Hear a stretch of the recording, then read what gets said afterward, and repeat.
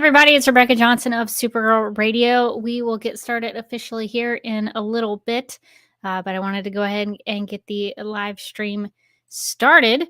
We are going to be talking about the Legion of Super Pets. This is going to be our final look at the Super Pets for this go around. We do still need to do a Comet the Super Horse character spotlight, an official one, to look at all of Comet's history, but we'll do that sometime in the future. But this is our last one in our little set of Super Pets episodes that we're doing. So we're going to get back to some Supergirl TV show episodes next week. Then we're going to do another character spotlight because Stargirl season 3 is starting up pretty soon. So that means Mr. Bones is going to be on our screen. So we are going to gather together to learn about Mr. Bones and his cyanide sweat and his just real sharp suits with his ties that he likes to wear. So we'll be diving in to Mr. Bones, not Director Bones as of yet, although we'll probably talk about Director Bones in the character spotlight.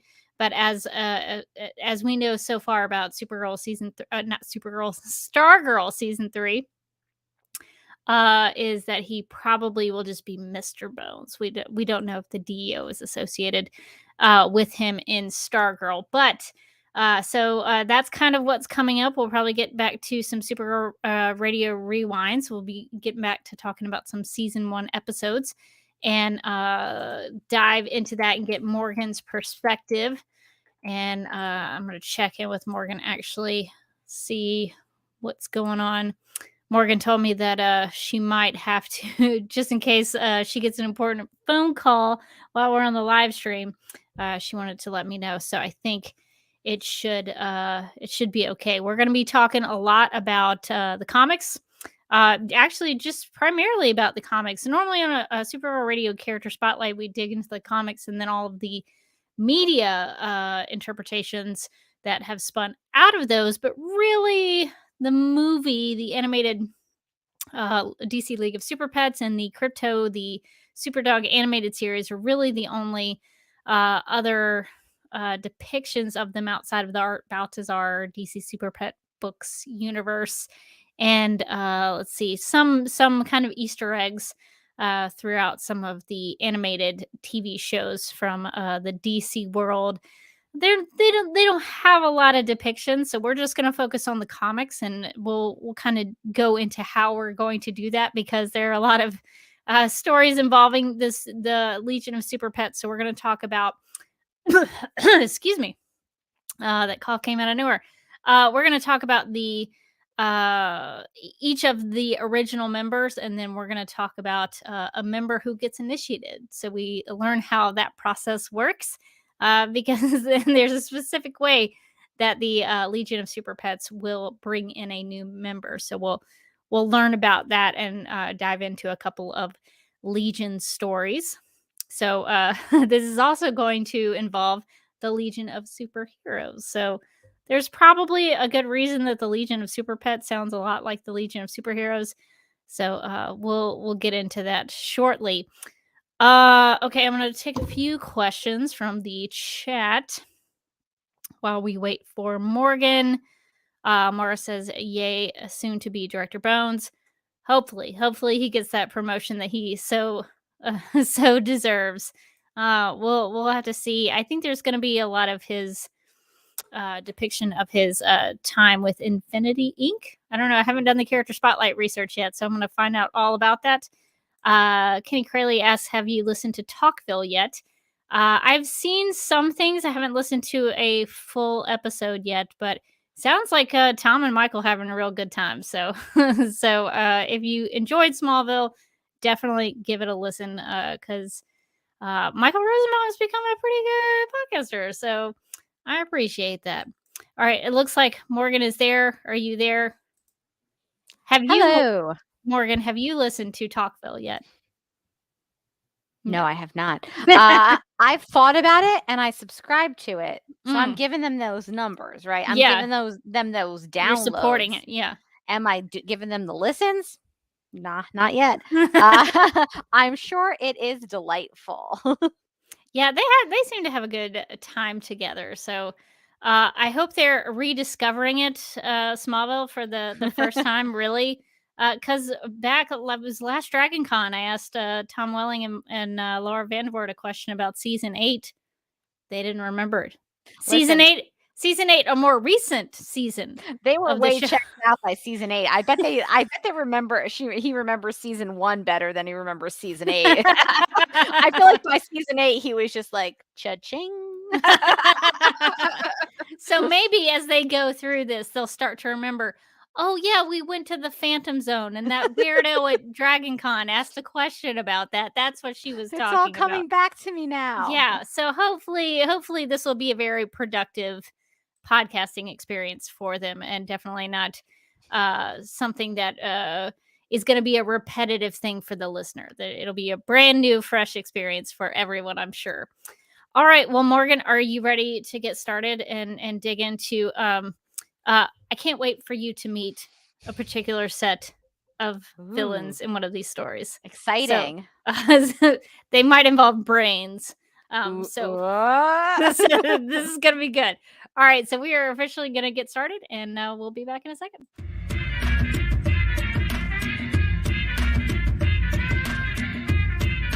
Lezalar's downfall is just that eyebrow twitch that she can't help doing.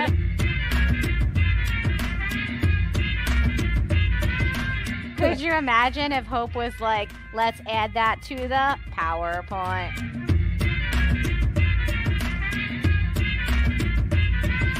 Excuse me? What year is it? How old am I?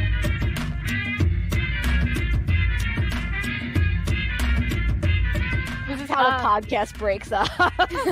This is the last episode of Supergirl Radio.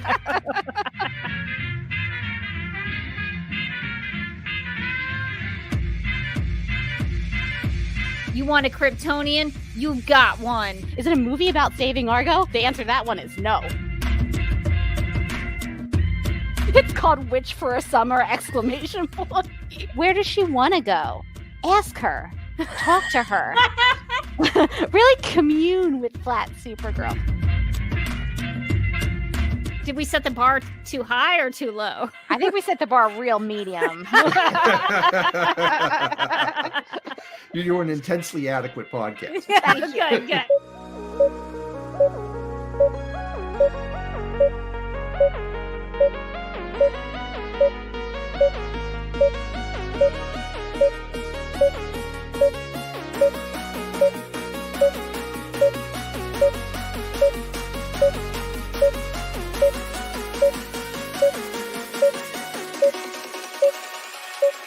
Hi, I'm Elizabeth Noyce, and you're listening to Supergirl Radio.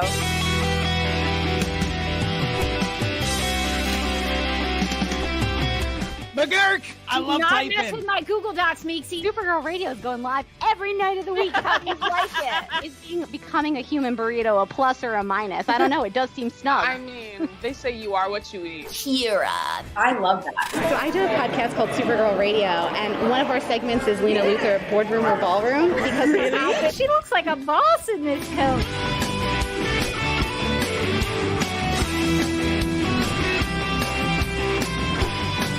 Nasty Luthor like a different Luthor? It's not just Lena being mean? No. Helen Slater here. So fun to know that you're hosting a podcast called Supergirl Radio.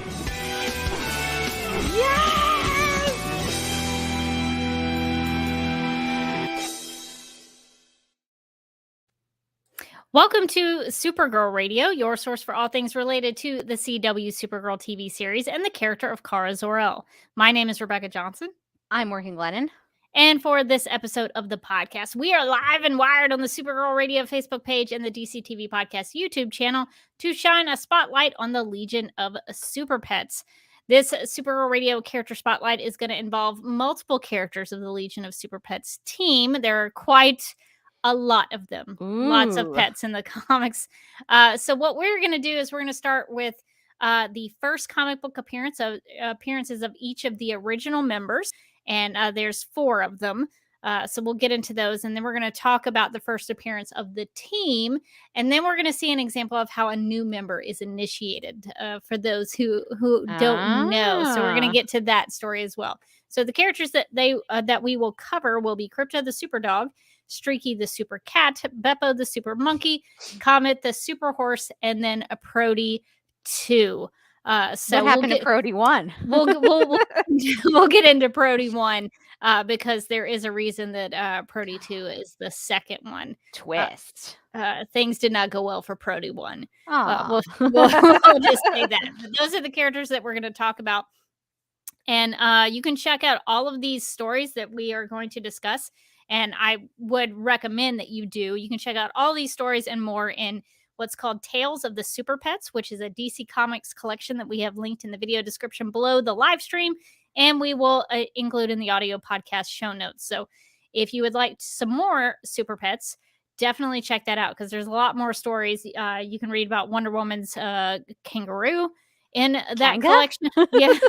so you can get into that if you would like. So this is going to be our final episode on the Super Pets for a little while. So just enjoy it while we're here.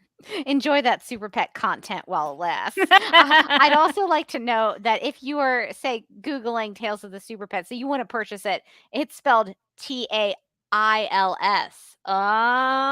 little bit of a punny joke because they're tales like stories, but it's also pets. So tales. Well done. So definitely check that out if you want more Super Pets. It's a pretty good collection. All right, so let's just go ahead and get started while we're here. All right, so we are going to be looking at the Legion of Super Pets, which is a team that was created by Jerry Siegel and Kurt Swan. The first appearance of the Super Pets is in Adventure Comics 293 from February 1962, and the original members were, it was a small team. They were just starting out. It was Krypto the Super Dog, Streaky the Super Cat, Comet the Super Horse, and Beppo the Super Monkey. Fun fact, and we'll get into it, but just to tease it out, Comet the Super Horse first appearance is the same time as the Legion of Super Pets. So you get a two for Comet is an OG. That's right. So in addition to those 4 original members of the Legion of Super Pets, we get Proty 2, who we will talk about a little bit. So we'll see how he is. I don't know. Maybe I can't say he. Proty 2 is a protoplasmic blob, so I'm not real sure. Gender situation there. I'm not real sure. But also in additional members of the Legion of Super Pets, you have Ace the Bat Hound, Bat Cow, Titus, Rex the Wonder Dog, Detective Chimp, Talkie Tawny, Hoppy the Marvel Bunny, Terrific What's-It, Flexi the Plastic Bird, and Clay Critter are some of the ones that are listed. Terrific What's-It. Yes. Terrific What's-It. Oh, it's the turtle. It's kind of the Merton of the comics. Oh, wow. So if you're a big fan of Merton, check out Terrific What's-It. Merton origin stories. The real name of the Terrific What's-It is Merton McSnurtle, or McSnurtle the Turtle. So that's probably where they got Merton for DC League of Super Pets. So lots of fun characters, some wild ones in there. What is Clay Critter? So I'm not entirely sure. I was trying to dig into that and find more information out about Clay Critter, but it seems to be a more recent addition to the Legion of Super Pets from the Rebirth era. And Clay Critter, I believe, is sort of a shape-shifting sort of clay face. I was gonna say, like kind of like a clay face, but smaller. And yes, weird.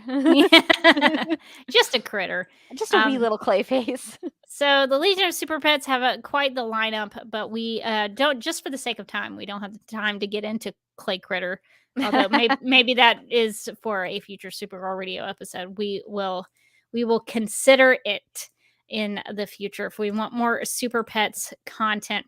So I guess the thing that we should start out with, the first pet that we should start out talking about is Krypto the Super Dog, because he is the original Super Pet. He was the first one in DC Comics, and we have done a Krypto the Super Dog character spotlight on Supergirl Radio, and we talked about his first appearance. So we're just going to give a quick summary from our character spotlight episode on Krypto from June 23rd, 2022. So we're going to do a little time travel. You can learn about Krypto's first appearance, and then we'll come back and we'll get to our next super pet. Krypto the Super Dog was created by Otto Bender and Kurt Swan. Supergirl fans should be familiar with the name Otto Bender. He is the co-creator of Supergirl. So he also created Krypto the Super Dog. His first appearance was in Adventure Comics number 210 from March 1955. And this is a story titled The Super Dash Dog from Krypton. And this issue begins in Smallville, where we meet a white dog, a stray mutt. The issue says a stray mutt without a license who is caught by a dog catcher. But in the next moment, the dog busts through the wagon as if someone had dropped a boulder on the truck. So you can imagine that caused a lot of chaos. Having observed this, a young Clark Kent changes into Superboy to investigate. The hole in the dog catcher's wagon lets all the dogs loose, so Superboy returns them, except the dog who caused all the trouble got away. Later on, while young Clark Kent works in his father's store, some criminals attempt a robbery. Normally, this would be easy for Superboy to take care of, but with so many people around, he can't change into his superhero persona. Thankfully, though, the white mutt who got away from the earlier trouble confronts the robbers and their bullets bounce off of him. With everyone distracted, young Clark Kent helps Krypto, leading to the arrest of the bad guys. Clark finds the strange dog chewing on one of the crook's steel guns down like it was a tasty dog biscuit, just chewing it up like it was a biscuit. When he finishes eating his snack, the dog takes off with a lightning flash, and Superboy, curious about where he comes from, chases after him, having to fly as he does it because the dog takes off into the air. Once Superboy catches up with him, Superboy starts to realize that the super dog has powers similar to his own. The dog uses his X-ray vision to spot a bone buried in the ground. Krypto displays super intelligence, for a dog at least, and guides Superboy to a rocket that recently crashed. Thankfully, Superboy finds a document written in the, quote, the language of Krypton, unquote, which explains that before Krypton blew up, scientists experimented with rockets, hoping to achieve a workable spaceship. The issue says, quote, before daring to send up human pilots, of course, they used test animals in the untried rockets. So understanding that Krypton may blow up at any moment, this is a sort of a flashback to Jor-El. The issue says, quote, one particular scientist, unquote, revealed later to be Jor-El, Superboy's Kryptonian father, recognized the emergency and put a puppy he names Krypto in an experimental rocket that would never return. The issue suggests that a meteor bounced it deep into space, where it drifted aimlessly for years. During that time, the puppy grows into a super dog.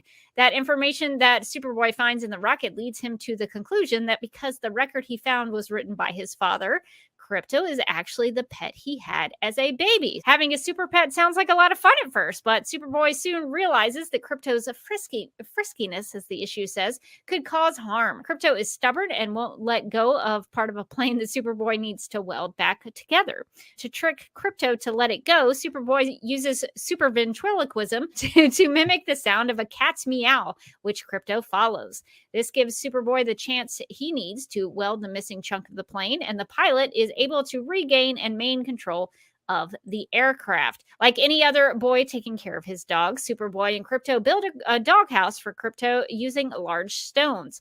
Superboy gives Krypto a bath with old barbed wire and molten lava. But like any other dog, Krypto wants to play, so he finds young Clark Kent at school and brings him a steel girder for a game of fetch into space. Meeting Krypto in space, though, Superboy catches the super dog chasing meteors as if he's chasing cats. Even on Earth, Krypto chases cats through buildings, smashing through the bricks as if they are papers. In an effort to train Krypto a little better, Superboy uses a loud supersonic whistle unheard by human ears that his super dog can hear from any distance. When Krypto responds to the whistle, Superboy and Krypto go back to the bridge where Krypto got the steel girder, putting it back into place. Clark Kent also uses Krypto to trick Lana Lang from confirming his identity as Superboy. She's already a little aggressively suspicious about it. How could he be Superboy, though, if there's a caped figure flying in the sky while Clark is on the ground? Of course, that caped figure is Krypto. But Lana can't see that far away, so what does she know? She just sees a figure with a flying cape in the skies. The next morning, though, Superboy discovers that Krypto has left his doghouse and using his telescopic vision sees that Krypto is in deep space. Superboy says that he's glad that Krypto is gone because he was such a big bother. But that might not be the entire truth because the issue ends with Superboy calling Krypto his pal and hoping that he'll come back once in a while to say hello. I like that Krypto can fly in space. How you gotta call Krypto a bother? What's that about? how very dare you? Yeah, I do like that Krypto can just hang out in space. No problem. Don't explain it. Don't ask questions. Don't explain it. I accept it. I accept it wholeheartedly and immediately. So that is the first appearance of Krypto the Super Dog. And we're also going to talk about Streaky the Super Cat. Supergirl Radio has also previously recorded an episode with John M. Wilson, who is host of the Superman in Crisis podcast. And if you want to follow him on Twitter, it's at John Reads Comics on Twitter. And he joined us for the Streaky character spotlight and the Krypto character spotlight. So John is really the Super Pets expert that we like to bring on. He really enjoys talking about that stuff. So thank you, John, for hanging out with Supergirl Radio and talking about the Super Pets. So this, we're going to do a little more time traveling back to March 15th, 2018. So quite a long time ago, to talk about the first appearance of Streaky the Super Cat. And John is going to recount the tale. I said the pun probably unintentionally. Recount the tale of the story Supergirl's Super Pet. Streaky was created by Jerry Siegel and Jim Mooney. Also, I've seen Otto Bender mentioned with the creation of Streaky the Super Cat. His first appearance was in Action Comics number 261 from February 1960, so he's been around quite some time. So Streaky's first story is Supergirl's Super Pet. And this is back in the days whenever Linda Lee was living at Midvale Orphanage. So she sees a ball of kryptonite, and she thinks, I'm going to take this kryptonite back and try to find a cure for it. So she wraps it up in a ball of lead and takes it back to the orphanage. And in the small chemical laboratory in the orphanage... Because orphanages have laboratories. Right. Yeah, of course. Where else are they going to learn about science and the ways of the world? There is a rule sheet on the board, on the wall of the chemical laboratory, so these kids are playing safe. Oh, good. So after trying several different treatments and chemical reactions on the kryptonite to see if she can get a cure, there is no luck. There is no joy. So she throws the kryptonite out the window, just into the woods while no one's looking. And later she sees a cat while she's out and about in the town running on errands, and she saves the cat from a dog, and the cat follows her back to the orphanage, and the cat, while Linda's inside, the cat's wandering on the grounds and finds this chemically altered ball of kryptonite. And this cat sniffs the kryptonite, gets a big old whiff of chemical fumes, and gains superpowers. They call this X-Kryptonite, and it's the only time that X-Kryptonite is ever discussed is in relation to Streaky. It's not one of those things that has other storylines. And yeah, Streaky finds a Superman toy and accidentally gets the cape on it, knocks the doll over, and the cape just happens to land around its neck. And he starts saving cats from cat catchers and knocking apples out of trees onto dogs and flying with eagles and planes in the night. And Supergirl sees her, is like, oh, it's my cat. And they go and have fun in the sky until all of a sudden, bloop, Streaky's superpowers go away. They're in space, Earth is a ball beneath them. And Streaky has lost her superpowers and Streaky dies and never had a story again. But they are in space. Somehow she survives this. I keep going back between she and he on Streaky. I apologize for that. Well, Streaky has been a male cat and a female cat. So it kind of goes back and forth depending on the writer, I think. And as a kid, I was ascribed to the theory that all dogs are boys and all cats are girls. Because that's just what to me as a child. So back at the orphanage, Linda just has this cat now who wants to be superpowered again. And that's basically the gist of the first story. The only other time that X-Kryptonite has been used is on Superman and Lois. Because they took all of the Supergirl things for their show, and Supergirl, the TV show, didn't use any of them. So there you go. So X-Kryptonite did make its first media appearance. I swear, Streaky is going to show up on Superman and Lois, and I'm going to lose my mind. Well, We're just going to lose it here at Supergirl Radio.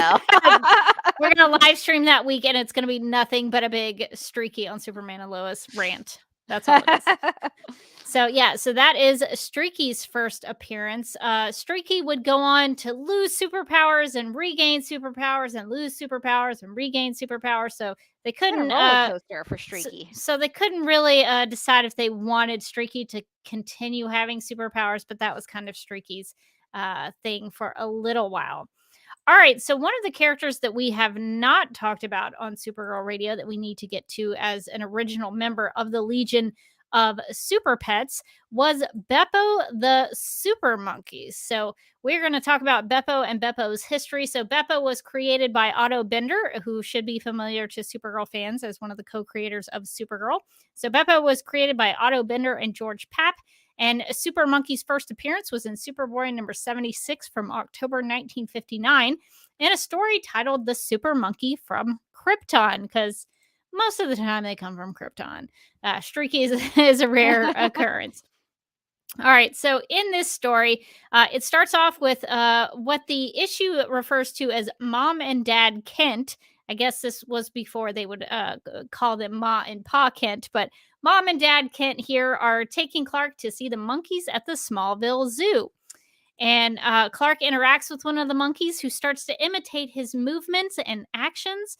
And Dad Kent thinks it reminds him of something that happened with Clark when he was Super Baby. So this is going to be a tale of Super Baby. I love that. Like at no point does Clark not have like a title. He's like Super Baby, and I'm assuming like later on he's Super Toddler. And like I really want to go like, what was his super tween period like? We're real rebellious and just teenage-esque. You're not sure. my real dad. He was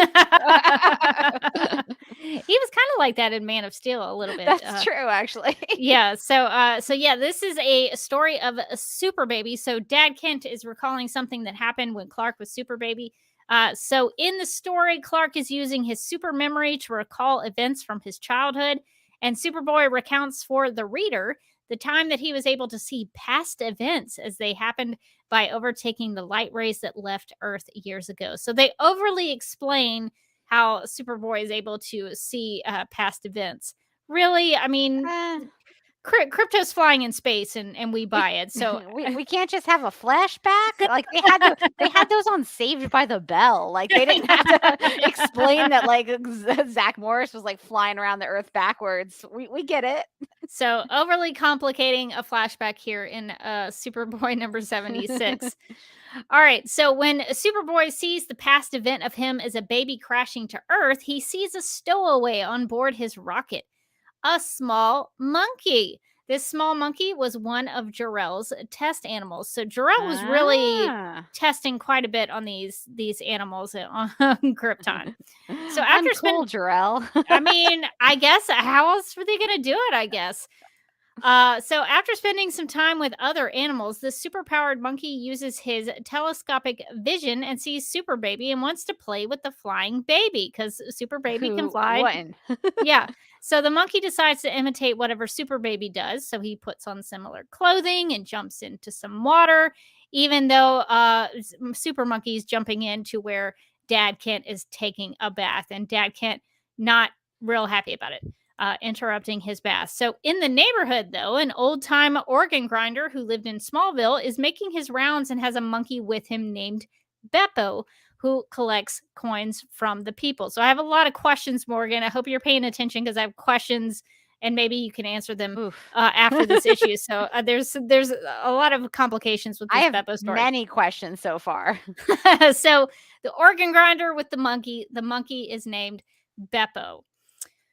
So wanting to do the same, the original super monkey grabs one of Ma Kent's jars out of the kitchen, and she was using this jar to save up some money for a new sewing machine. And the super monkey gives all of the money inside the jar into the organ grinder's stuff, and gives it all to Beppo, the organ grinder's monkey. So You know what? Super monkey solidarity. I understand. I get it. I mean, Power I to get the it. people. But he was also giving away. I mean, Ma Kent was saving that up. I mean, come on, She was man. like, I was going to buy something nice, and now you just gave it to a monkey. So a lot of imitation here from the super monkey. So Mom and Dad Kent blame all of Super Monkey's mischief that's going around the house on Super Baby. They think this whole time that all these things that are happening because Super Baby's doing them. Super Baby figures out his adoptive parents have seen Super Monkey instead of him, and a showdown ensues between Super Baby and Super Monkey as they fight over a toy fire truck and a toy trumpet. So things are getting a little aggressive between Super Baby Oh and wow, Super there's Monkey. there's clear escalation here. As you go on to another panel where there's explosions. So here's how that happens. So Super Baby is finally able to prove Super Monkey's existence because they don't even think he's there. They think everything is happening because of Super Baby. So he is going to prove Super Monkey's existence when Super Baby uses the heat of his X-ray vision, because back then at this time they did not call it heat vision. They referred to it as heat from the X-ray vision, to light Dad Kent's cigar so that Super Monkey copies him, accidentally making all of the July 4th fireworks in the garage go off. So this is so Super Baby's pretty smart. He's like, well, if this Super Monkey is gonna copy everything I do, I'll get him to do this. So panicked, Super Monkey flies off into space, and Clark Kent tells the reader that Super Monkey got lost in space while he was up there. He got lost, and he couldn't find his way back to Earth. Instead of a super pet, the story ends with Clark calling Super Monkey a super pest. So my question about this issue, and maybe I should have read the next issues after this, but I was very confused. So this is the origin of Beppo, the super monkey, but the original super monkey, I don't think had a name. The organ grinder's monkey was named Beppo. So I don't know if I was getting confused too, because I had to go back at I reread that section in your doc a couple times because I was like, wait, the super monkey is super. But Beppo is a different monkey? How many monkeys are there in this story? So maybe the original super monkey wanted to imitate Beppo and just called himself Beppo. He was like, Beppo's a good name. Me Beppo now. Yeah. So that's the only thing I can think of, because otherwise the issue is very unclear. Miss Fiction Fanatic said, Super Monkey see, Super Monkey do. So I mean, Super Monkey see Beppo, Super Monkey become Beppo. So that's the only reasoning that I can think of with that, because it's not as clear as I would like it to be. So Morgan, would you like to go through the first appearance of the Legion of Superheroes and Comet the Superhorse? I would love that. So the first comic book appearance of our boy Comet the Superhorse and the Legion of Super Pets as a team are both Adventure Comics number 293, and the story is titled "The Legion of Super Traders," which sounds dramatic. Dun dun dun.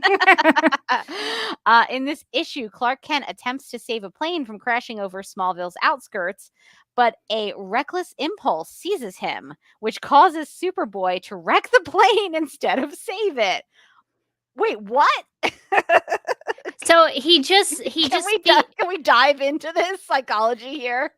So something happens to Clark Kent. He has some sort of reckless impulse that's taking him over, and it makes him do bad things instead of saving the day. So something just happens to him. So suddenly he's just like, I want to see this plane burn. Yeah, it's an unexplained occurrence.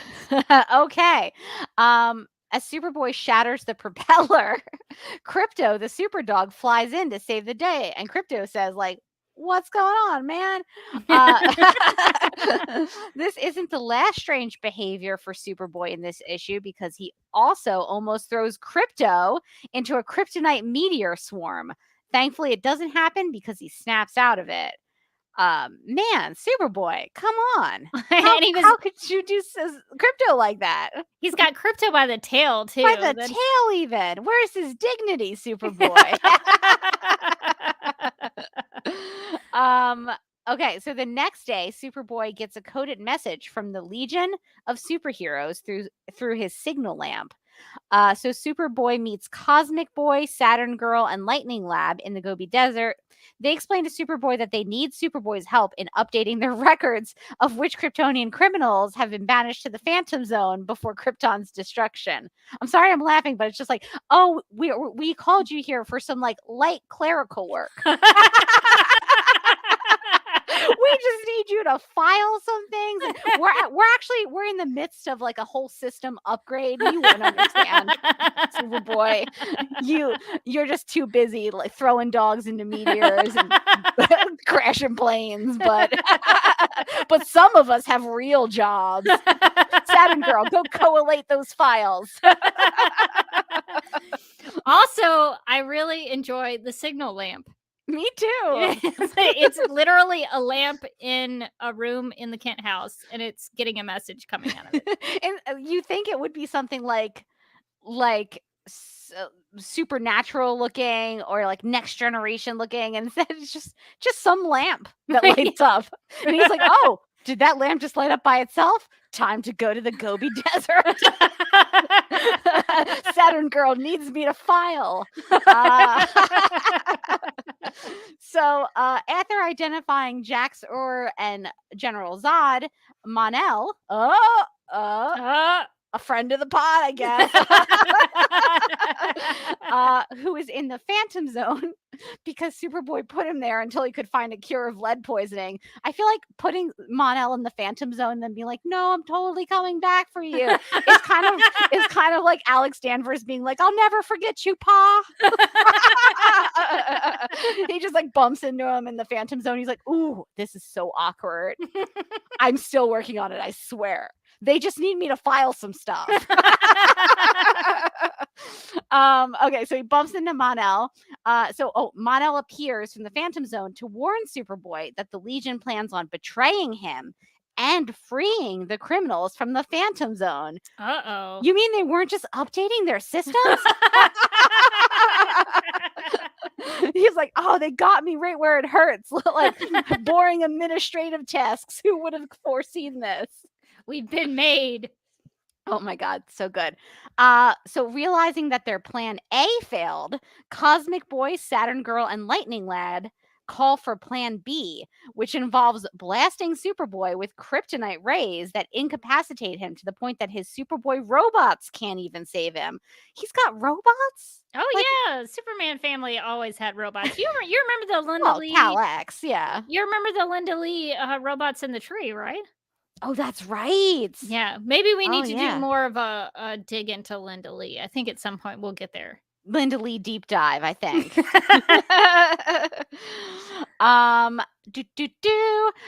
So the Legion of Superheroes aren't acting like themselves because they usually love filing, because it turns out that they are under the control of the brain globes of Rambat, an alien race of brains in a globe.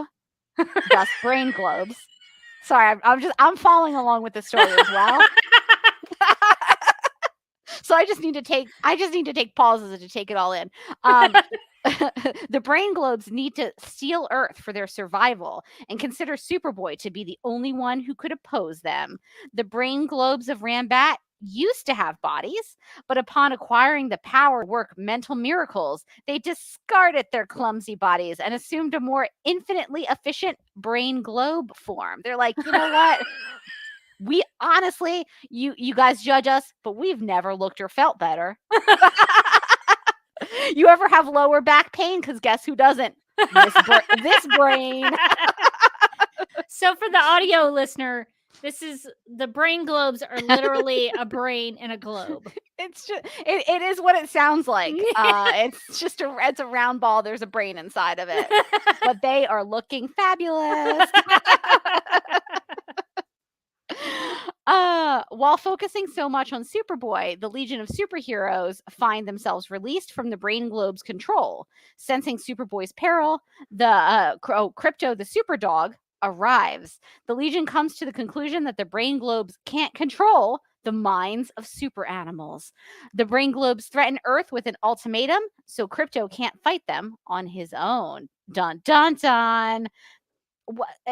I guess it makes sense that the Brain Globes could control people, but not animals, because sometimes I talk to my cats and I'm like, what's going on in there? And I can just hear the wind in there, like between those little ears. So like, yeah, sometimes there's not a lot to control in there.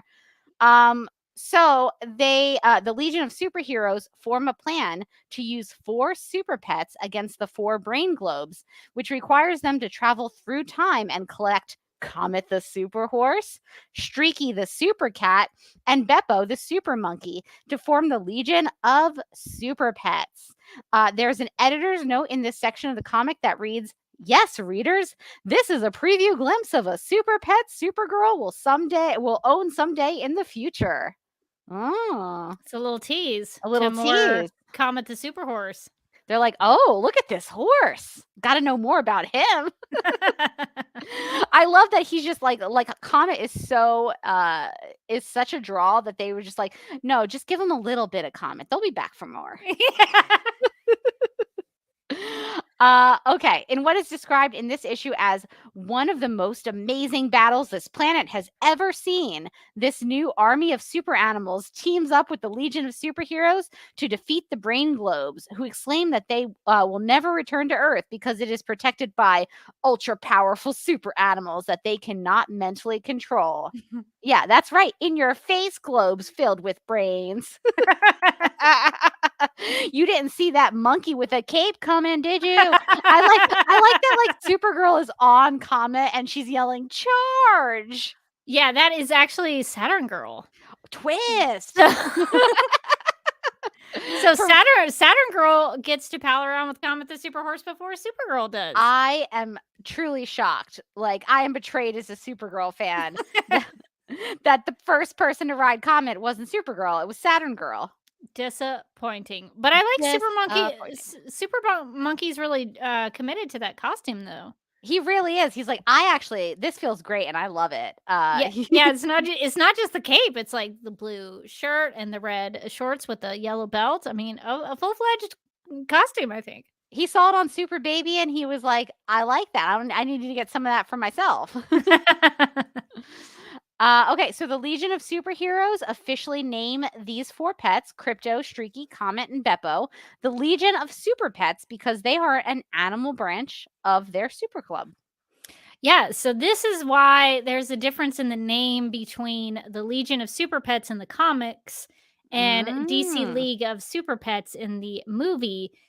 My guess is they thought maybe they couldn't call the team the Legion of Super Pets because in the animated film with The Rock, Dwayne "The Rock" Johnson as Krypto, they had no affiliation to the Legion of Superheroes. That's true. So I guess they felt like they couldn't do that. And I guess it makes more sense because all of the Super Pets were their own member of the Justice League, essentially. So that's why the names are different, if you were wondering about it. I see a question from Mara in the comments who says, wait, Supergirl owns Comet? Isn't he sometimes a dude? Sometimes he is. Sometimes. Magically, he can transform into a dude occasionally. And we will do a Comet the Super Horse spotlight. There's going to be a deep dive. But I will say, when he's in his horse form, somebody does need to give him hay and oats. So yeah, he can't do that himself. He can't do it himself. Yeah. So we will do a character spotlight on Comet in the future because there's some really wacky versions of Comet that we have not gone through yet. Brian asks a real important question: why are all the Brain Globes so hairy? Huh? That's a great question. Why indeed? And it looks like New Rachel asks, so is this Brainy's idea or was he not part of the Legion yet? We'll see Brainiac 5 in another one of the stories that we're going to cover for this week's episode of Supergirl Radio. I don't know the timeline of Brainiac 5 very well, so somebody else may have to answer that for you. But we will see Brainiac 5 in one of these stories.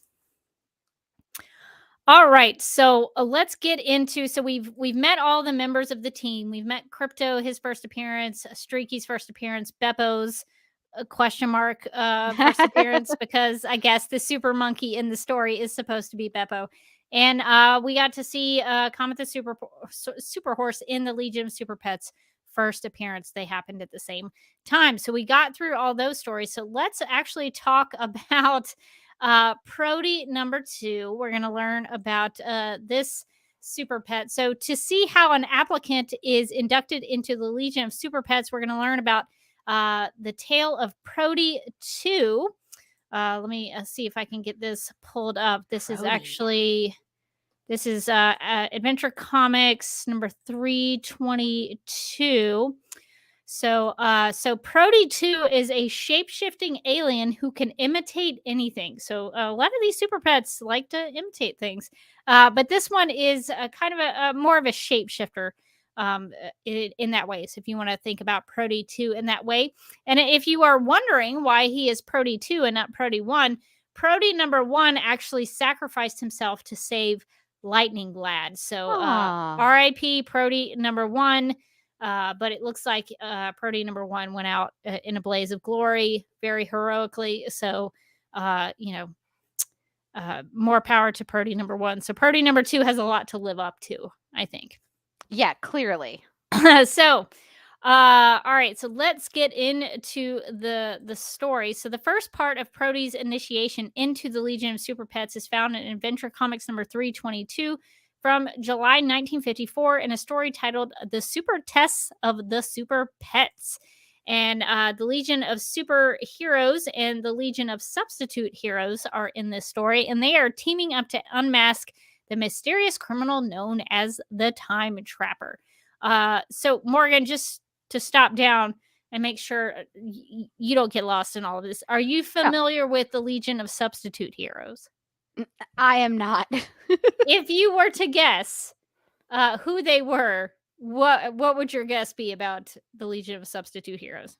Oh, I feel like they would be like, they got to be like a second string League of Heroes, right? It's got to be like, you're not bringing out the main ones. It's not your main math teacher. It's your substitute. And they're just going to put on a movie in order to save the day. They're like, hold on. We're going to watch Forrest Gump. You'll learn about Vietnam. History. It's all here. Yeah, that's actually pretty close. So the Legion of the Substitute Heroes are substitutes, and they will oftentimes have powers that are not very useful. Yes. So sometimes when you see the substitute heroes, they have some power that's kind of pointless and probably will serve no use for whatever mission that they're going on, but maybe will. Maybe that weird power that they have will come in handy. They're like the Rudy of superheroes, right? They just got a lot of heart. Yeah, that's exactly it. So good guess. All right. So while on, let me get all my overlays up. So while the heroes will be away for this mission, the Legion of Superheroes and the Legion of Substitute Heroes, they need someone to guard their clubhouse. So Saturn Girl suggests that this is a job for the Legion of Super Pets. In order to communicate with the Super Pets, Saturn Girl uses her powers to temporarily make the Super Pets telepathic so that she can explain what's going on and so that the Super Pets will be able to talk to each other and complete their tasks, because that would be really useful if they could actually communicate to each other. I guess dogs can't talk to cats and cats can't talk to monkeys. They all speak a different pet language, I guess. Ooh, that's tough. That's going to be tough. So Saturn Girl makes it so that they all can communicate to each other. Now, Chameleon Boy, who is one of the Legion of Superheroes, he has a pet, Proty 2. And Proty 2 is instructed to stand guard with the Super Pets. Chameleon Boy is like, just go over there and hang out with the Super Pets. We got to guard the clubhouse. Now, Proty number 2 wants to take this opportunity to become a member of the Legion of Super Pets. He or she, this sort of protoplasmic shape-shifting blob, is wanting to prove that Proty number 2 is not just another Proty name. Proty number 2 can live up to Proty number 1's legacy. And Comet, the super horse, is actually confused by this because according to him, Proty is, quote, just a blob, unquote. So not really giving Proty 2 the due here. Them's fighting words. Yeah. Comet's Proty has hands to fight with. Comet is very unimpressed with Proty at this point. So Proty's got a lot to prove. Resentful of Comet's comment, Proty explains that he belongs to a legendary race of creatures called the Proteans from a planet near Ontaris, I guess is how you say it. The Proteans didn't start out with shape-shifting abilities, but when a great humanoid scientific civilization started a colony on their world, everything changed. When the humanoids realized that the climate on this planet wasn't ideal and they needed to move their colony somewhere else, they decided that they didn't want to abandon the friendly Proteans to perish. Since it was impossible to take all of the Proteans with them, the humanoids used their evolution beam on the Proteans so that their bodies will be able to change shape at will. Because of this new ability, the Proteans will be able to adapt their bodies to any natural hazard. So basically, Proty's race of people did not start off as shapeshifters, but this humanoid civilization came in and gave them using something called an evolution beam, which is exactly what it sounds like. It's a big machine that shoots a little ray out on these little circular blobby things, and it gives them ability to change their shape at will. So sure enough, when the great floods came, they became fish. When the Ice Age began, they turned into polar bear-like creatures. When they needed to migrate, they could change into flying creatures. And to become a super pet, because we've learned about Proty 2's race of people, and now we're going to talk about what Proty is going to have to do in order to become a super pet. So in order to become a super pet, Comet assigns Proty 2 the test. He's going to have to go through a bunch of tests. So Comet's first. So Comet assigns Proty 2 the test to imitate Superboy and carry out the next mission assigned to Superboy. Brainiac 5 needs Superboy to go to a planet called Vor to retrieve an element known as Vorium to complete and this machine has a really unfortunate name, I think, the time thrust mechanism. It sounds easy enough, but Vor is inhabited by matter-eating beasts. They can't hurt Superboy, so this will be a good test for Proty Superboy. So Proty's going to have to go out and complete this test as Superboy. So we will get to that. Are my overlays not working? What's going on here? There's a lot of stuff. A lot of stuff's happening. Live stream. Live stream. Going on with Proty. Live stream issues. Okay, so all right, so Proty is going to have to go and complete this mission as Superboy. He's going to have to imitate Superboy and go and complete this mission. So for some reason, though, Proty Superboy can't fly in space. He doesn't have Superboy's power, so he stows away on a rocket ship to get to this place, Vor. Proty Superboy thinks he can't maintain his Superboy shape because those who are already on board the rocket ship will think it's strange that Superboy can't just fly in space because that's what he normally does. Yeah, duh. So Proty Superboy shapeshifts into a weird statue that's already on the rocket ship. So I guess that's a way to be less noticeable somehow. So using those shape-shifting abilities, Proty becomes a weird statue that is on the rocket ship in order to get to Vor. Sure, makes perfect sense. After his flight to Vor, let's see. So after his flight to Vor is over, Proty decides to imitate one of the animals who dig up the Vorium on Vor, because if they attack him as Superboy, it would be bad news because Proty doesn't have Superboy's invulnerability. He doesn't have any of Superboy's powers. He can look like Superboy, he can sound like Superboy, but he doesn't have all of Superboy's powers. So this plan, though, doesn't quite work out because even though Proty tries to blend in with these animals, they start to attack him anyway.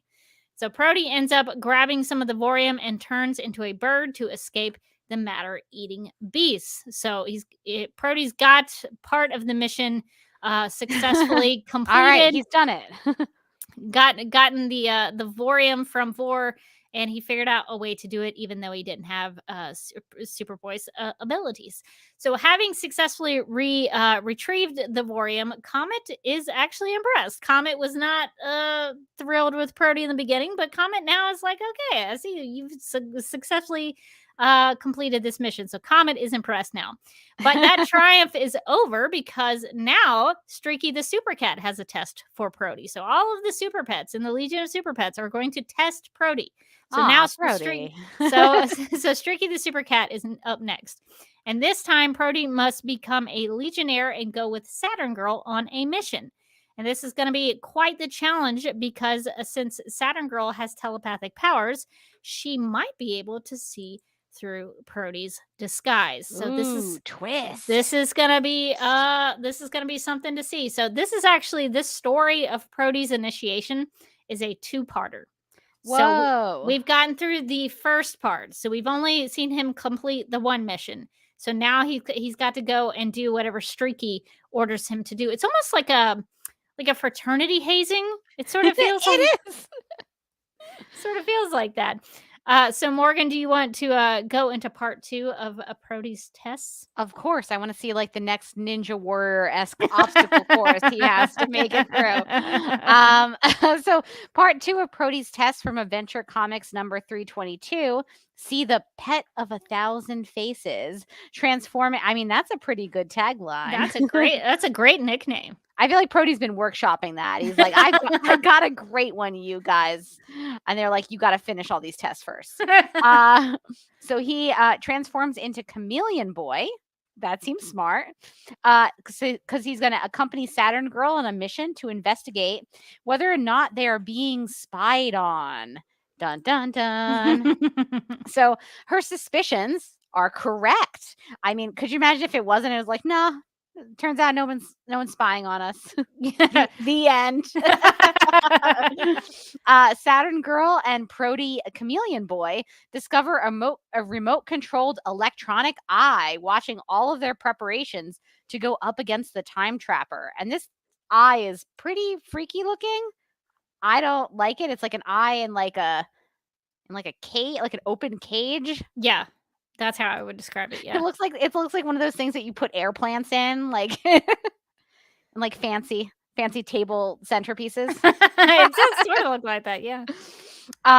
So to try and fool the eye's operators, Proty changes back into his original form.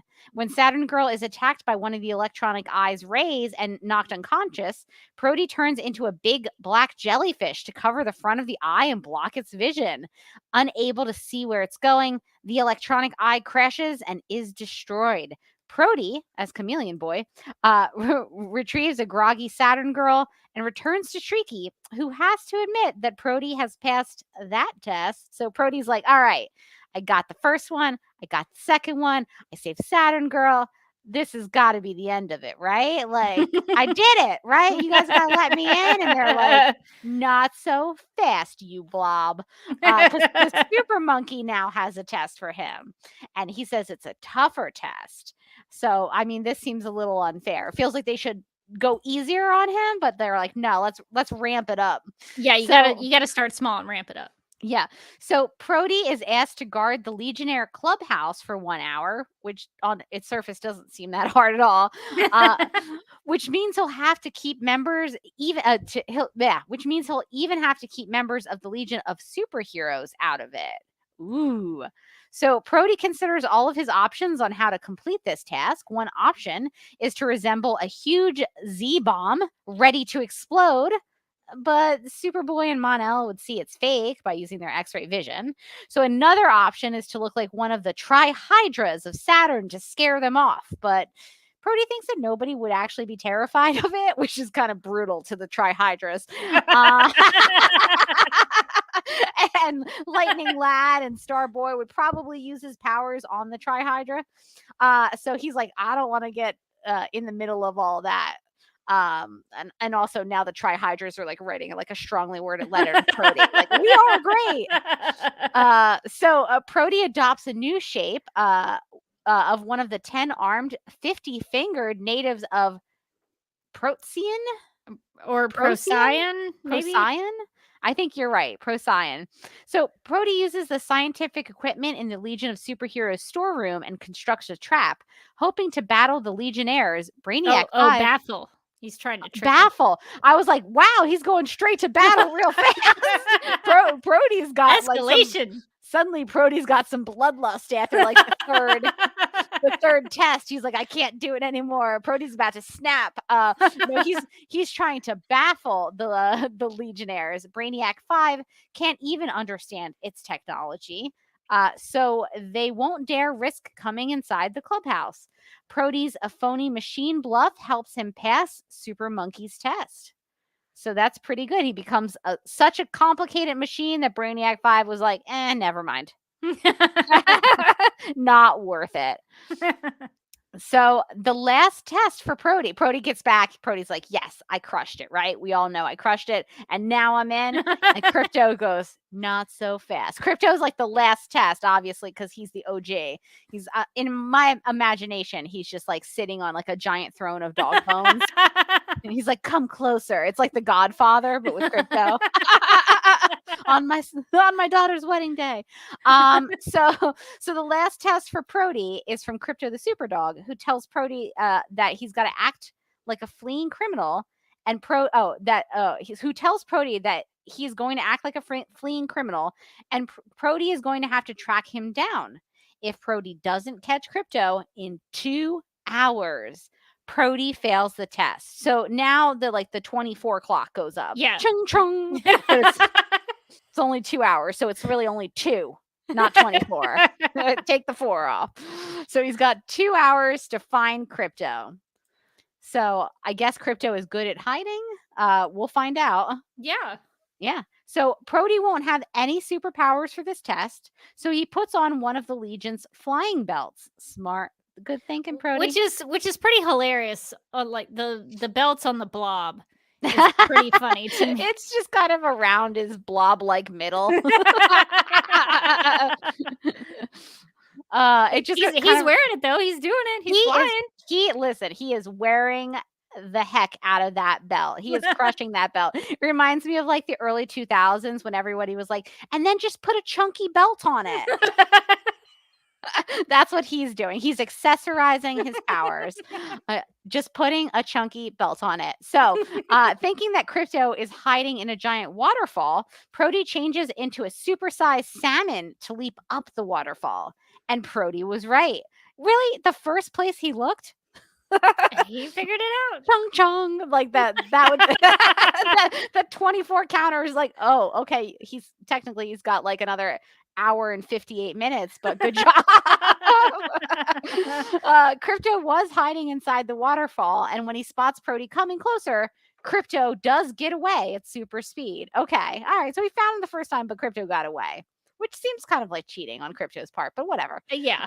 With 2 hours almost up, Krypto hides in a lead chest on the bottom of the sea. The problem for Krypto is that green kryptonite is also inside the chest, which paralyzes Krypto. Proty spots Krypto and rescues him out of the water. Did not anticipate the green K in the ocean. He really did. And it's like, you know what, Krypto, this is what you get for like making poor Proty go through so many different trials and tribulations. Bending the rules. So, having passed every test and saved Krypto, the Legion of Super Pets initiates Proty into their ranks. So that is how Proty 2 specifically, joins the Legion of Super Pets. And so that's how you get initiated into that team. You have to pass a bunch of tests, and they're not happy about it until all the tests are finished. They're like, oh, if you pass these challenges 4, you can as the Legion gets bigger and bigger, like the League of Super Pets, does it become a problem? Like, do you have to do like 15 challenges? That is a good question, because in the Legion of Super Pets, I mean, there's quite the list over the years. So you could be looking at 20 tests. We have that Art Balthazar book. Like, that's over 200. Yeah. I can't pass all those tests. I'm giving up halfway through for sure. And Crab Tabby's test is just going to be the most unhinged. No one wants Crab Tabby's test. That's for sure. So that is kind of the wrap up and the rundown of the original members of the Legion of Super Pets and their first appearance as the Super Pets and how you get into the Super Pets. And when, while we are wrapping up our time talking about the Super Pets, for the last couple of episodes of Supergirl Radio, I thought I would share a clip from Supergirl Radio's Streaky the Super Cat character spotlight from March 2018, because when I was gathering up the Streaky first appearance and turning it into a video audio thing to do as a recap, I heard myself say something and I was like, that's interesting to hear myself say that 4 years ago. So we are going to do a little bit of a rewind back to March 2018, because I'm wondering if I might have predicted the animated film DC League of Super Pets. I want to see a feature-length film of the Legion of Super Pets. You know, we've had Justice League, we've had the Avengers. I feel like there is a super team that has not been given its due on the big screen yet. Whoa. I mean, I called it 4 years ago. You called it. I feel like we should have like a list of like, I called it, and I feel like that list would be just that one clip. It's a short list for sure, because we're constantly like, they're gonna bring in Nasty Luther, and like we would have like the opposite of we called it. Like Snapper's gonna snap any episode. I just know it. Our list would be things that never happened that we never wanted to happen. But we got that one now. We've got that just one. the one. We can start a list now, hopefully in the future. So before we tie a bow in the Legion of Super Pets, I guess we should hop into the chat and see what everybody else is saying. So Brian says the Legion of Super Pets always got more respect than the Legion of Substitute Heroes. Oh, that's an interesting. You know, I mean, at least the Super Pets, it seemed like they contributed maybe a little more than the Legion of Substitute Heroes. It seems like it. Maybe we should do an episode on the Legion of Substitute Heroes. That's sort of connected to Supergirl. Supergirl is a Legionnaire, so I guess that would be something to study, to see see what their deal is. I think we can get away with that on Supergirl Radio. And New Rachel wants to know, how do you spell this planet's name? If you're referring to Vor, where Proty Superboy has to go get the Vorium, it's VOR. If you wanted to know, that's the way to spell that. Okay. All right. So I think that's everybody in the chat and those thoughts. But I suppose maybe we could do some Legion of Super Pets snap judgments.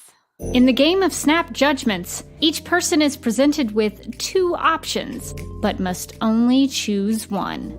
First instincts are recommended and explanations are unnecessary. Okay.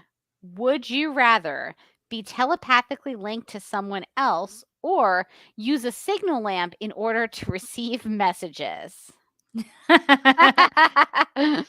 So this is a tough one. I guess it's more secure to do the telepathic link, because it seems like the signal lamp, like anybody in the house can hear it. So it's not really going to be like a coded secret message. That's true, but like I don't know that I would want to be telepathically linked with anybody. I'm just you don't want them to hear your thoughts. No, I don't want. hear my thoughts. Like, also, I'm kind of petty sometimes, and they'd be like, "Wait, what?" And I'd be like, "Wait, what?" But you could hear their thoughts. Yeah, but like, what if they're petty? That could be bad for my self-esteem. I'm like, "Hey," I'm like, "What do you think of this outfit?" And I'm like, "What? Wait, what? That's what you really think of that outfit?" It could be bad for friendships. So I think I'm gonna go with the signal lamp. Listen, I'm sitting on the couch watching some TV. The lamp flashes a couple of times. I go, well, the power doesn't seem to be going out, so I guess someone's in trouble, and off I go. Now, listen, I'm gonna get that wrong a couple of times because sometimes it's gonna be the power. But like, what's the worst that happens? I'm just walking around looking for crime. Well, I guess we already kind of have our own signal lamps these days. I mean, Alexa could be Yeah. kind of a signal lamp. That's true. That's who true. gives me messages every now and then. Yeah, telepathic link sounds bad. Sounds dicey for sure. Yeah, I mean, that Mel Gibson movie proved that that's probably what is it? Yeah. What women want or What something? women want. That didn't work out so well for him. So I No, guess it didn't. I'm gonna go signal lamp on this one too. Rachel in the chat says, I wouldn't want someone else hearing all my thoughts in the songs that get stuck in my head. Oh, well, that would be bad for the other person because then they Yeah. would have those songs stuck in their heads. I feel like somebody would just think I was insane. They'd be like, why do you know all the lyrics to like the Stickly jingle from Nickelodeon from like 1992? And I'd be like, listen, that's what it's like in here. Okay, which is weirder, the brain globes or the electronic eye? I like the brain globes. I'm gonna say the weirder ones, the brain globes. I think the brain globes, because I like the backstory that they were just like, you know what? We don't need these gross bodies. We're beautiful as just these brains. It's empowering, really. They're like, you'll only love me for my brain because it's just that floating in a globe.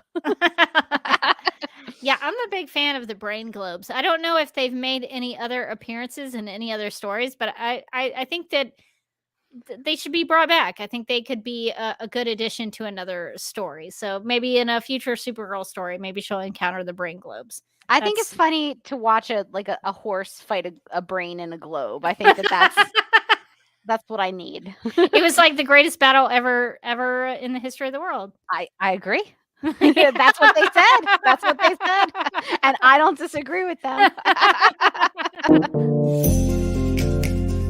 No judgments on your snap judgments. And before we get into the plugs and such, I saw this comment from New Rachel in the chat saying, breaking Superman and Lois news, the actor playing Jonathan Kent isn't coming back for season 3. Oh, that seems very random. Isn't he kind of a major character? He is a major character. Like, that's the whole, like, the big deal about the show is it's like Superman and Sons. Yeah, so I Googled that, and I see an article from Variety that says Superman and Lois is recasting Jonathan Kent as Jordan Elias, I think maybe, exits the series. So the article says that in a statement released on Tuesday evening, Warner Brothers Television cited personal reasons and explanation for why the actor would not reprise his role as Jonathan Kent, which will now be recast. He notified the studio that he won't be returning to Superman and Lois for season 3 due to personal reasons. Warner Brothers said in a statement on Tuesday evening, the role of Jonathan will be recast. There weren't exact details about his departure from the series given by the network. However, the actor's exit is not a result of workplace-related issues, according to sources close to the production, according to Variety. So yeah, that is really pretty strange, actually. It says, it says insiders state that the production on the 3rd season is set to begin in Vancouver in the near future, and he had not been able to reach the location by the deadline. Oh. Yeah. Seems like they could wait for him, maybe. Yeah, you feel like you could maybe push it a little bit on that instead of recasting entirely. Huh. Huh. To me, that sounds like they fired him. Yeah, so I clicked on a different one. This is a Deadline article. It says as a result, his role will be recast. The decision was made after Texas native Elias did not return back to work by the deadline given to the cast to reconvene in Vancouver, where Superman and Lois films. So like he just like didn't show up for work, and they were just like, "All right, I guess we'll recast." Is what it seems like, right? Yeah, that's kind of what it reads like to me. Well, that stinks. I did like him as Jonathan Kent. So No, I don't. that I stinks. only watched the pilot, so I don't remember them very well. There was like the sad one, and then there was like the jock one. Was he sad or jock? He was the jock. Yes. Oh yeah. Oh, that is sad. Yeah, Jordan is the sort of the emo one at the beginning who has a lot of emotions. Jordan is the one who, spoiler alert, finds out that he has super abilities. Twist. So yeah, so that's complicated. Well, at least they're still gonna have a Jonathan Kent in the series, but oh boy, that stinks. That is that is really surprising. I feel like a couple of shows have done that recently, where like somebody just like it seems like maybe didn't show up, or there was some issues with them getting there, and then like they recast. Yeah, I mean, I guess I'm sort of used to this as a soap opera fan. People are recast all the time, but for like a TV series like this, once you're kind of cozy and in the third season, like it 3 stinks to seasons lose in. somebody. I just feel like everything that's going on with like the DC TV shows right now is like such a mess with like them. I mean, half of them are canceled, and then there's like the HBO Max stuff and like the Discovery Warner reorg, and like just feels like one more extra, brick on that wall where it's like, Why is it so hard to be a DC fan? I don't understand it. It is like a full-time job to try to like keep yourself pumped up and hyped over DC stuff. It is like DC is the Legion of Super Pets, constantly giving you challenges. Or maybe they're like the Legion of Substitute Heroes, where they exist, but they're not really contributing much. They're not good at things. They're just putting on a movie hoping you won't notice. They're like, here. It's like, did you try it all in that? No. Oh, man. Not really. Speaking of DC League of Super Pets, I think it was last year I went to a convention called Magic City Con, and it was a DC panel. This is just kind of a side note, but the people on the panel asked the question like, "What DC stuff are you excited about?" And I had to like think about it for a little while. Like, I was like, what am I? And then in my head I thought, the Super Pets? Like, and that was kind of it. You're like,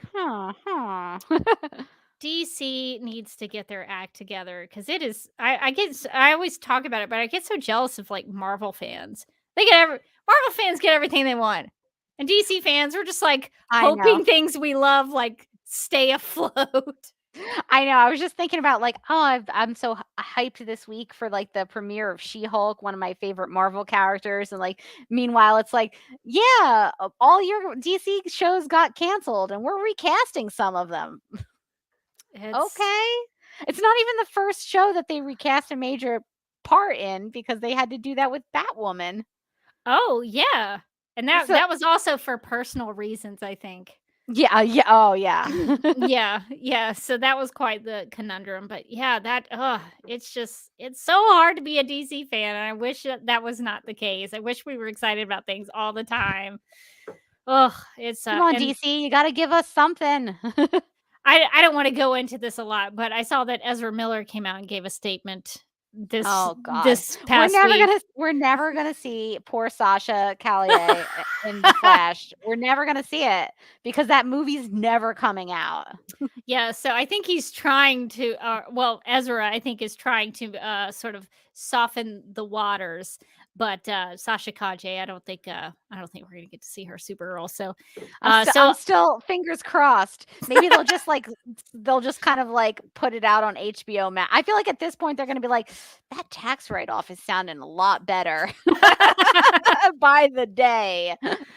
But yeah, so that was another one of those things. I was like, oh, DC, what Ezra are you doing? Miller. It's so hard to be a DC fan. So anyway, but even having said that, one of the great things that has happened as a DC fan, in my opinion, as of late, is the DC League of Super Pets, giving some notoriety to the Legion of Super Pets in the comics, because they do, in the Superman family, have a lot of stories written about them, about Krypto and Streaky and Comet.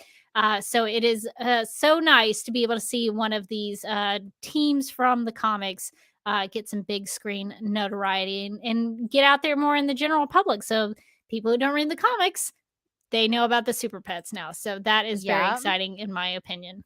And I thought it was nice that the movie was enjoyable. Like, I had a good time at that movie. I would recommend, if people ask me, should I go see it? I'd be like, yeah, totally. It was fun. So, that's not always the case.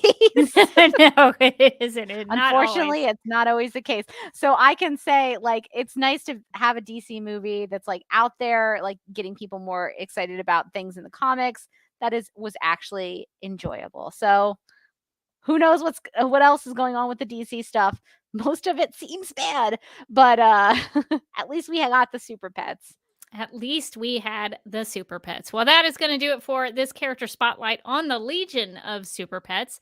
So now we need to get to some Supergirl Radio and some DC TV plugs. If you would like to contact Supergirl Radio, you can post a comment on our website at supergirlradio.com. You can email us at supergirlradio@gmail.com. If you'd like to leave us a voicemail, you can call us at 678-718-7252. You can like us on Facebook and follow us on Twitter and Instagram, all at Supergirl Radio. You can listen to us on Apple Podcasts, Stitcher, iHeartRadio, Google Podcasts, Radio Public, Podchaser, and Spotify, where we also have a Spotify playlist that includes music featured on and inspired by the CW's Supergirl TV series. We are listed on DC's fan page, which you can find at dccomics.com/DC-fans. If you like what we do, we encourage you to give us a rating and write us a review on Apple Podcasts. If you enjoy our Supergirl Radio live streams, make sure to subscribe to the DC TV Podcast YouTube channel and hit that notification bell to get notified when we go live and wired. DC TV Podcast also has a TeePublic store, so if you're in need of new DC TV related t-shirts, tank tops, sweatshirts, onesies, mugs, notebooks, pillows, or stickers, go to supergirlradio.com and click on the TeePublic store link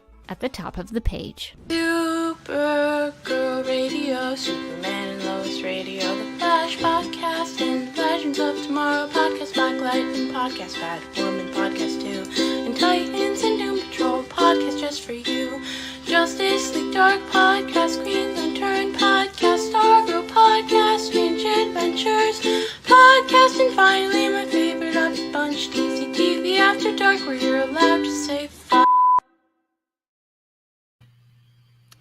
And since we talked about Super Pets, we have Super Dog Designs in the DC TV Podcast TeePublic store. Oh, I meant to change that because we've been promoting.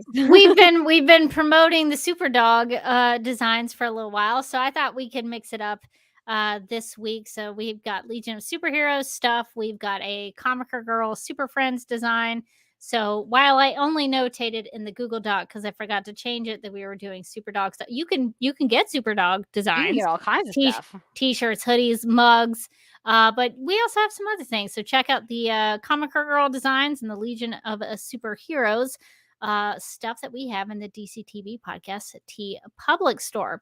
And we would also like to remind everybody that we are currently doing another DC TV Podcast Plugs contest. This is a new one. We've done one before, and we need some new plugs because all of the ones we have are out of date.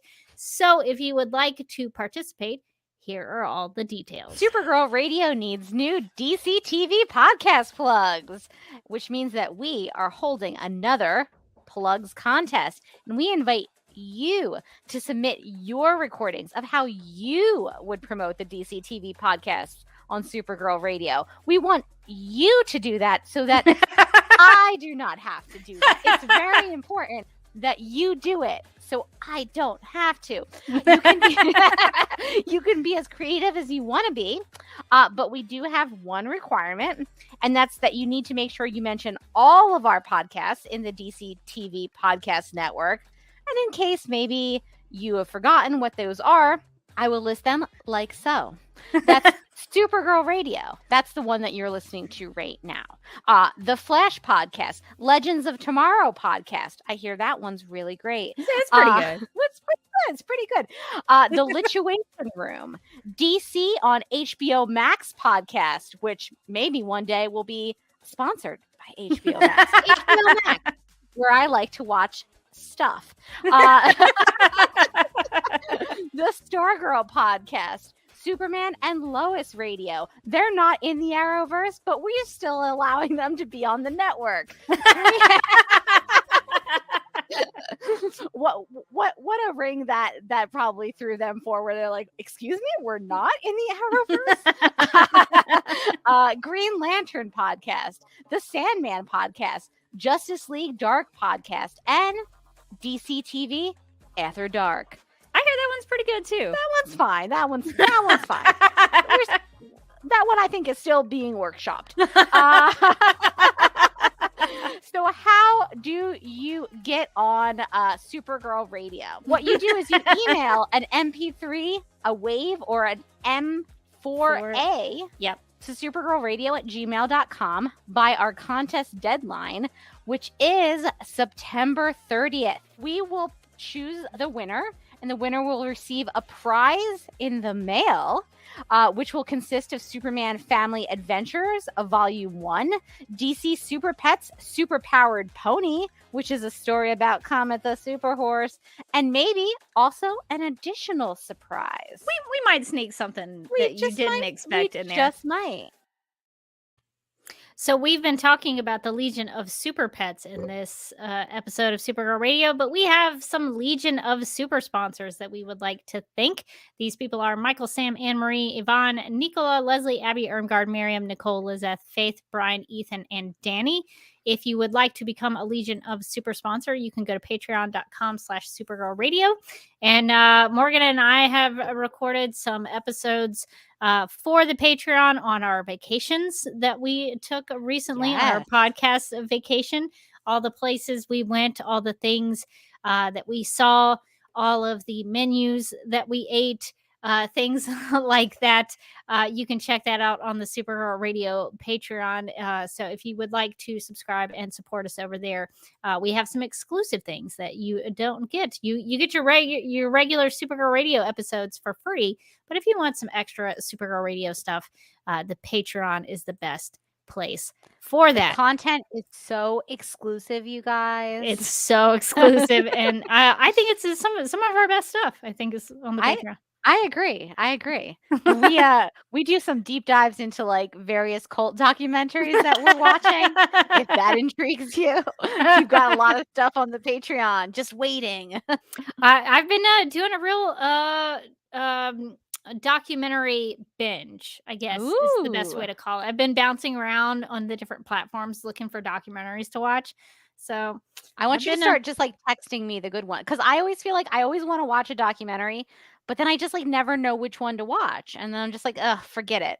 Well, Morgan's recommended some quality ones for me, so I think it goes both ways. Well, if you want to keep up with me personally, you can find me on Instagram at The Derby Kid, and I have a YouTube channel that you can find at youtube.com/duckmilkprod, where I live stream on Sunday evenings at 9 p.m. Eastern, reading through the Batman v Superman Dawn of Justice reviews written by the top critics of Rotten Tomatoes. That's quite the journey. I'm getting pretty far into it, so I'm very excited about that. And also, if you're interested in some of the DC Warner Brothers Discovery drama that's been going on, I was recently on the Flash podcast with Andy Babak to discuss the Batgirl movie cancellation, to discuss the executive decisions that are going on. It's quite the episode, so if you really want to hear some hot takes, that's the one to check out.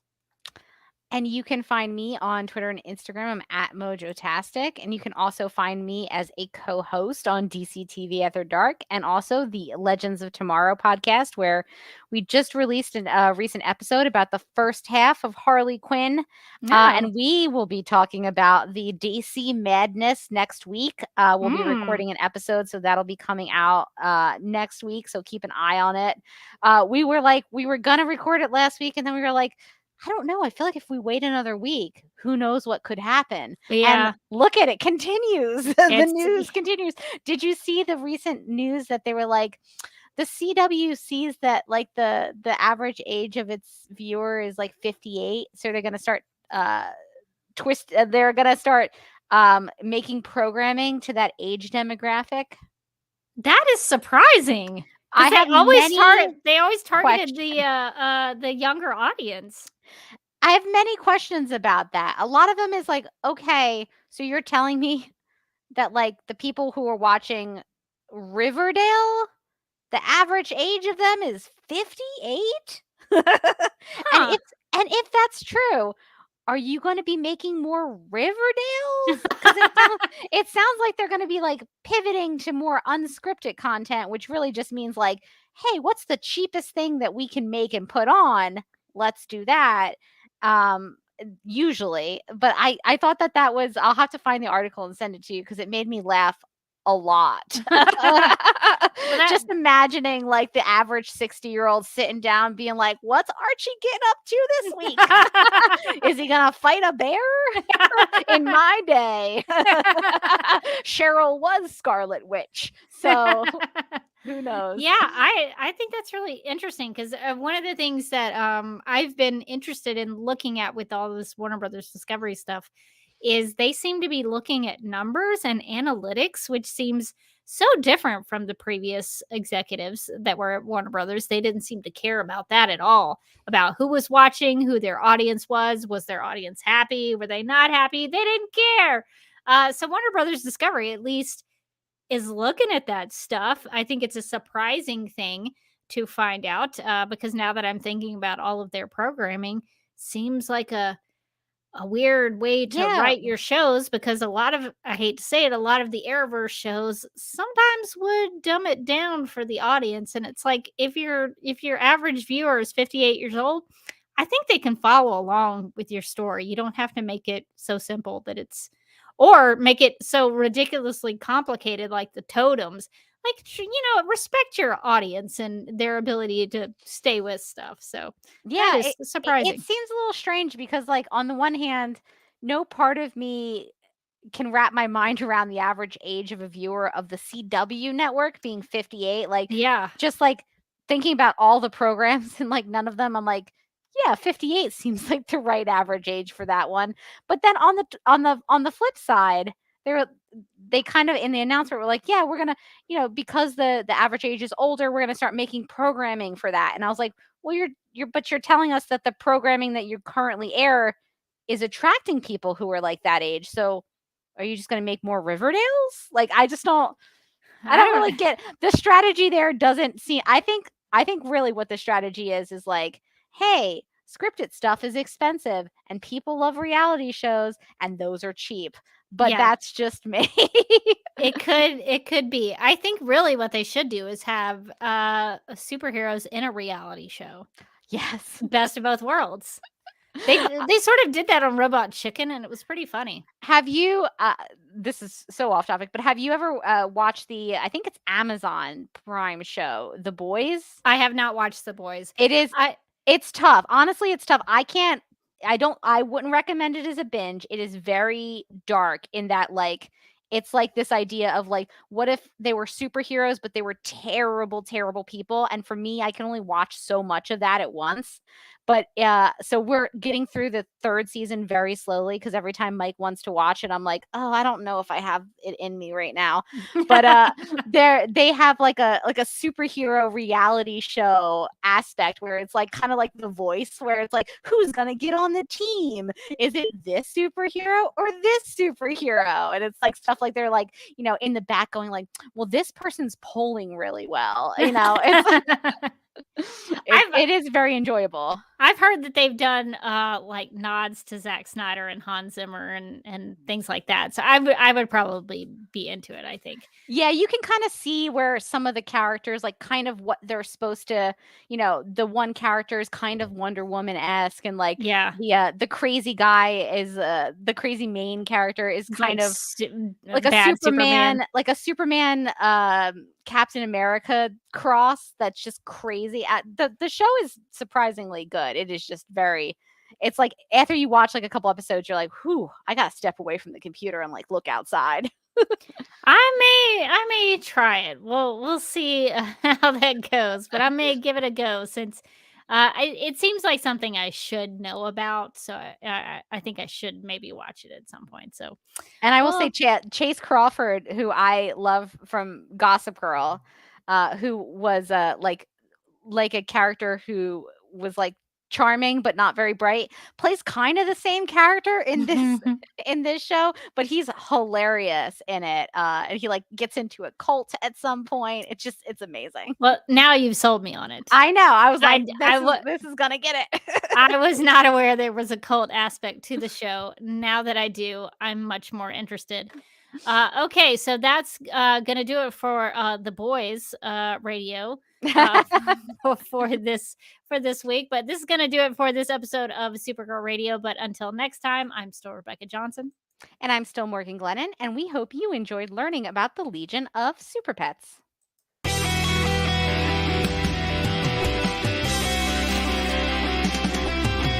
McGurk! I love typing. Not mess with my Google Docs, Meeksy. Supergirl Radio is going live every night of the week. How do you like it? Is becoming a human burrito a plus or a minus? I don't know. It does seem snug. I mean, they say you are what you eat. Kira.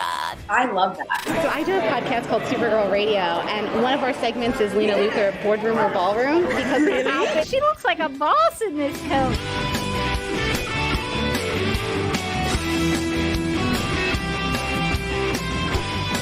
Nasty Luthor like a different Luthor? It's not just Lena being mean? No.